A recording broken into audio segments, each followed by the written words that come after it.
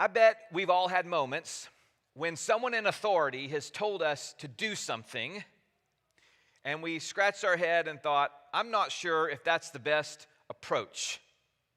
And I don't know if I should listen to that voice.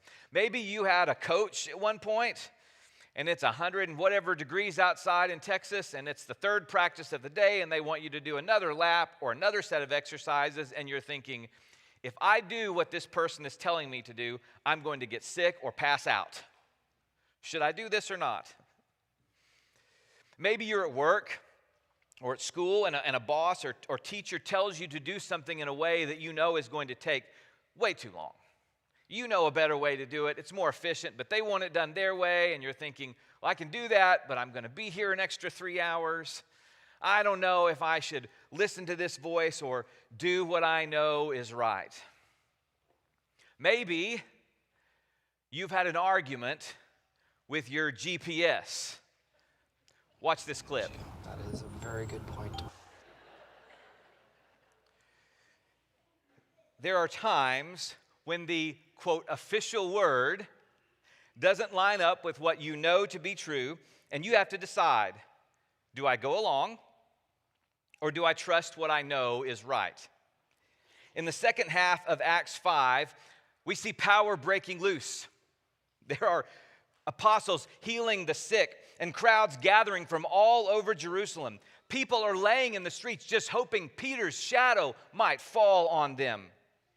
And Luke tells us that multitudes of men and women are believing and being added to the Lord. It's wildfire. And the wildfire draws attention. Luke tells us this story in Acts chapter 5, beginning in verse 17.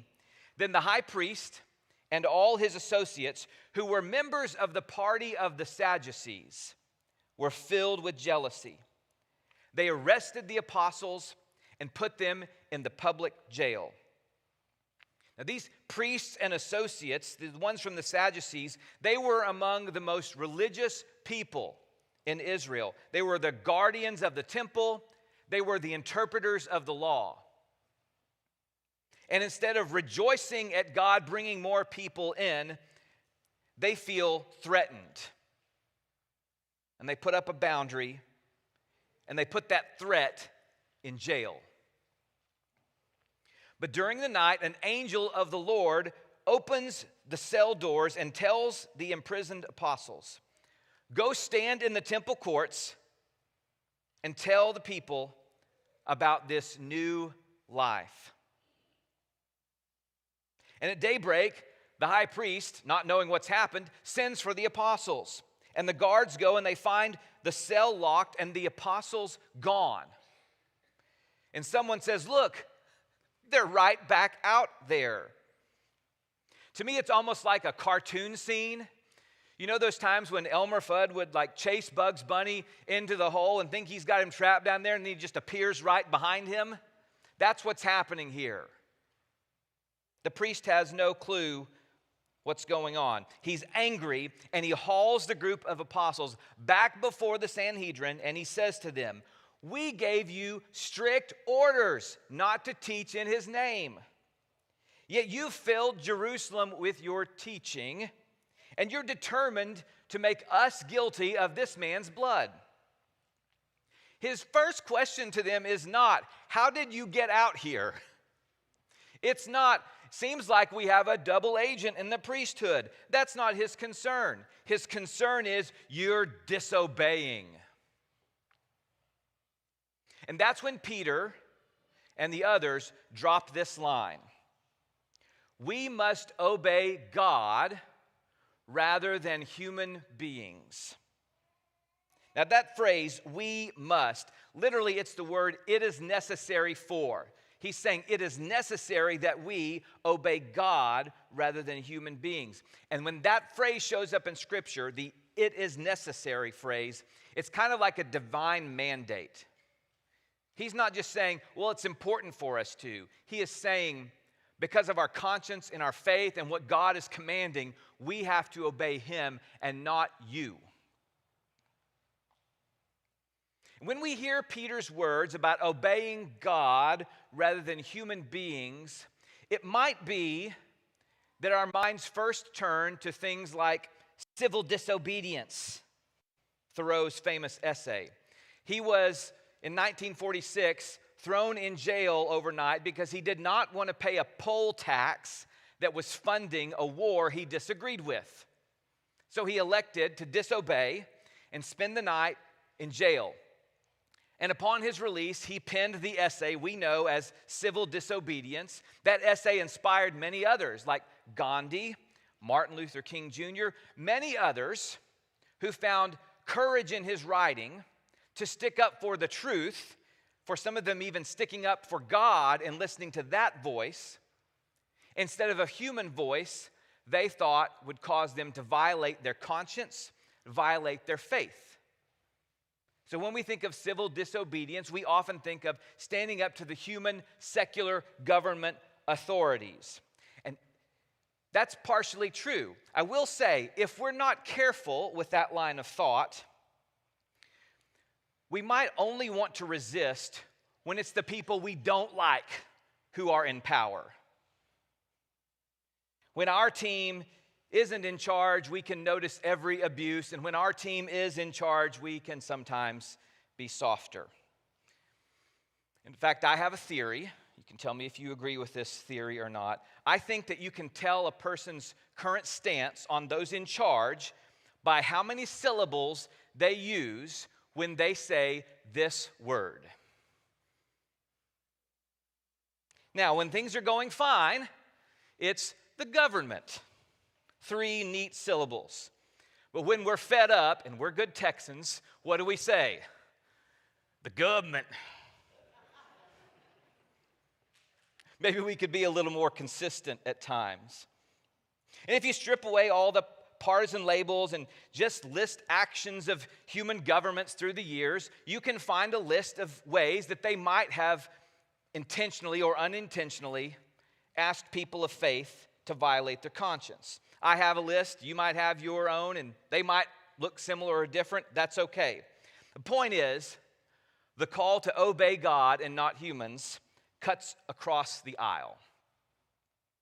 And by the way, Scripture is clear about ways we are to live under authority. Paul tells us to submit to governing authorities because they're put there by God. He tells us to pray for those in power, and he tells us to live at peace with everyone as far as it depends upon us. Those are all absolutely true. Scripture also tells us about Daniel, who gets hired to work in the Babylonian administration, and he's told he's supposed to pray to Babylon's God, and he won't do it. And he prays only to his God, and he gets in some trouble. Now, I was at an event recently. We were kind of talking about this dynamic, and someone said, well, you know, Daniel had some resistance, but I mean, he didn't do anything to get himself fired. And we're all looking around like, okay, maybe he didn't get a pink slip and a month's severance, but he got thrown to the lions. I kind of think that's worse. Daniel knew what it was like to obey God rather than the humans who were telling him to pray in such a way that would violate his faith and his conscience. Now, those are the stories we think about when we read these verses like, obey God and not humans, right? People of God up against the secular or ungodly governments or authorities. Those happen sometimes. The Caesar versus Christ and government versus God times. We've seen that play out a lot. That's actually not what's happening in Acts 5. Peter is not standing in this moment against Caesar or Pilate or the Roman army or the emperor. He's standing against the high priest, against the Sanhedrin, the people in robes holding scrolls, the ones who are claiming to defend God's honor. That's not really civil disobedience, is it? That's more like religious disobedience. That's what makes Acts 5 unsettling for us. It's one thing to resist Caesar. We expect that story. It's another thing to resist the people who say that they speak for God, to look religious leaders in the eye and say, we can obey you or we can obey God, but not both. History shows us how this can happen too. J. Russell Hawkins wrote a book called The Bible Told Them So, and he studied how many Christians in the South resisted the civil rights movement. And when they did so, they weren't always quoting politicians or appealing to philosophy. They were quoting the Bible. They preached sermons. They told their congregations that all this separation was God's will. They convinced themselves that they were defending the faith. But history shows that the opposite was true. In their zeal to protect tradition, they were opposing the Spirit of God.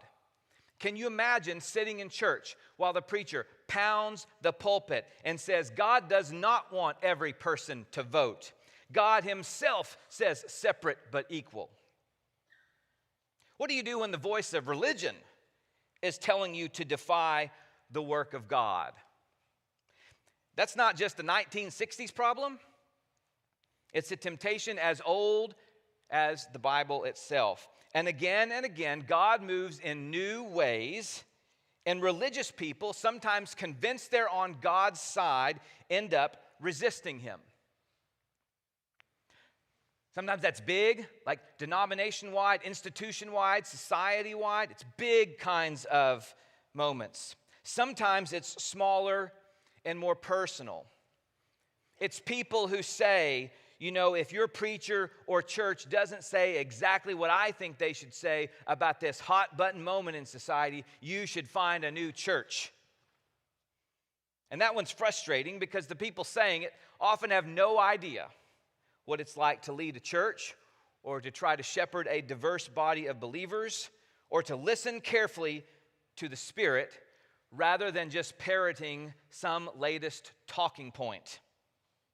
But that kind of pressure, say what I want or else, is its own way of trying to control the message of God.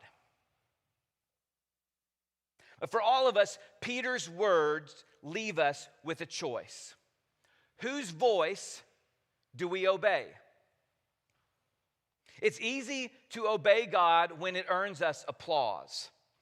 The real test comes when obedience unsettles the very people we thought would cheer us on. That's when faith requires courage. So let's ask some questions of ourselves. On a personal level, where in your life are you silencing God's call because it might upset others? On a broader level, are we about protecting ourselves from threats or making room for God's Spirit to work? When the voices around us grow loud, will we obey them or will we obey God? History tells us that these are not just theoretical choices. The church and people of God have faced them before. We've had to decide to obey God or the status quo when it came to so many issues where we received pressure from all sides, from all perspectives. And sometimes the most stubborn resistance did not come from atheists or secular governments. It came from religious voices who were certain they were defending God's honor. Now, for most of us, we're not going to find an epic moment where we give like a Braveheart speech and defy the big bad powers. For most of us, it's smaller, everyday things.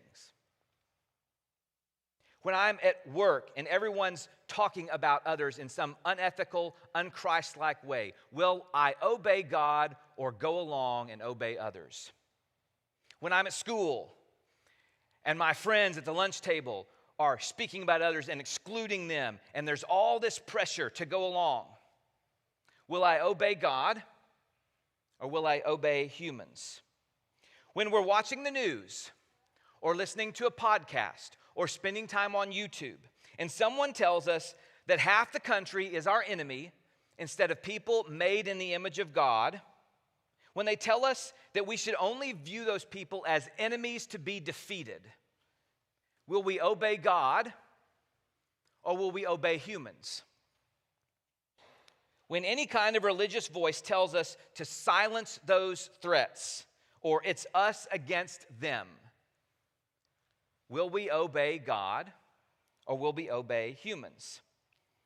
You and I will face these kinds of choices, sometimes in big ways, sometimes in small ways. Obeying God and not humans might mean speaking grace when others are demanding exclusion, or showing compassion when others demand judgment, naming truth when silence would be safer. It might mean sticking with Scripture's teaching when others are calling you to get on board with something else. It might mean holding firm when the Spirit calls you to step out, even if it costs approval. Disobedience is costly. For Daniel, it meant lions.